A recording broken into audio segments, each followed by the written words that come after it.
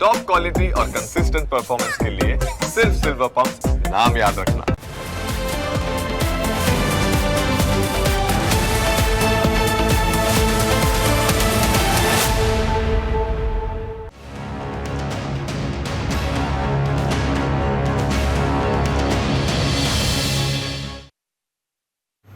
મોરબીમાં સિરામિકના ઉદ્યોગકારો માટે ફરી એકવાર સંકટ ઊભું થયું છે અને આ સંકટનું કારણ છે સરકારે નક્કી કરેલી જંત્રી. સરકાર દ્વારા જાહેર કરાયેલી નવી જંત્રીના દરમાં સીધો જ 4 થી 5 ગણો વધારો કરાયો છે, જેનાથી મોરબીના સિરામિક ઉદ્યોગને મોટો ઝટકો લાગ્યો છે. ટેકનોલોજી અપડેશન, યુનિટ મોડિફિકેશન અને વિસ્તરણની કામગીરી સંપૂર્ણપણે અટકી ગઈ છે. સરકારે મોરબીમાં બાંધકામ માટે 12,300 રૂપિયા પ્રતિ ચોરસ મીટરની જંત્રી નક્કી કરી છે, જ્યારે સિરામિક શેડનો વાસ્તવિક બાંધકામ ખર્ચ મહત્તમ 3,500 રૂપિયા પ્રતિ ચોરસ મીટર જેટલો થાય છે. આ મોટો તફાવત નાના અને મધ્યમ ઉદ્યોગકારો માટે ભારે નાણાકીય બોજ બની રહ્યો છે. તેમજ હાલમાં મોરબીમાં અંદાજે 200 જેટલા સિરામિક યુનિટો બંધ થઈ ગયા છે અથવા બંધ થવાની કગાર પર છે. જો સરકાર વાસ્તવિક ખર્ચ મુજબ જંત્રીનું પુનઃનિરીક્ષણ કરે તો એકમાત્ર મોરબીમાં જ હજારો કરોડનો બોજો ઓછો થઈ શકે તેવી સ્થિતિ છે. જો સરકાર સામાન્ય જંત્રીમાં યોગ્ય ફેરફાર કરે તો ઉદ્યોગને મોટો લાભ મળી શકે છે. હાલ ઉદ્યોગકારોના નાણાં જમીનમાં ફસાયેલા છે. જંત્રીમાં રાહત મળે તો એ નાણાં લોન ચૂકવવા, વર્કિંગ કેપિટલ અને નવી ટેકનોલોજીમાં વાપરી શકાય. બંધ પડેલી ફેક્ટરીઓની જમીન ભેગી કરીને મોટા અને આધુનિક પ્રોડક્શન પ્લાન્ટ ઊભા કરી શકાય તેમ છે.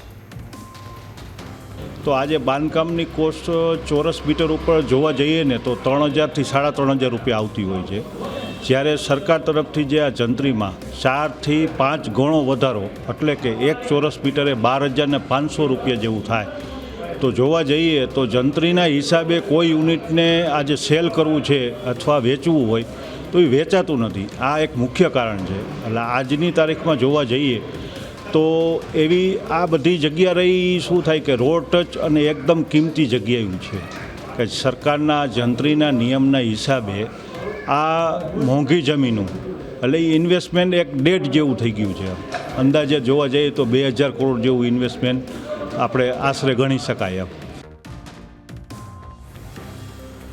સિરામિક ઉદ્યોગ પર નવી જંત્રીનો ગંભીર પ્રભાવ પડ્યો છે. વાસ્તવિક બાંધકામ ખર્ચની સરખામણીએ જંત્રી 4 થી 5 ગણી વધુ હોવાના કારણે નાના અને મધ્યમ ઉદ્યોગકારો ઉપર ભારે નાણાકીય ભાર આવ્યો છે. જંત્રીના કારણે ટેકનોલોજી અપડેશન, યુનિટ મોડિફિકેશન અને ઉદ્યોગનો વિકાસ અટકી ગયો છે, જ્યારે ચીન જેવી આંતરરાષ્ટ્રીય સ્પર્ધા સામે ટકી રહેવા માટે નવીનતા જરૂરી છે. તેના માટે જંત્રીમાં ફેરફાર થાય તેવી સિરામિક એસોસિએશનની માંગ છે.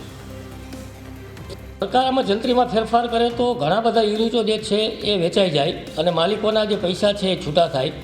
અને અમુક ફેક્ટરીઓને કદાચ મેબી એમાં એવું બની શકે કે બેંકની લોન હોય, વર્કિંગ કેપિટલ જે ચાલતું હોય તો એ પણ ભરપાઈ થઈ શકે.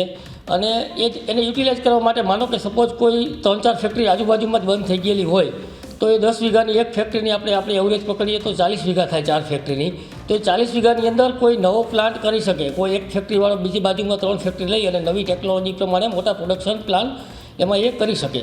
તો એ જગ્યા છે યુટિલાઇઝ થઈ જાય. બીજાને આને નહીં તો બીજાને નહીં તો ત્રીજાને જગ્યા કામ આવી જાય, આવું થઈ શકે.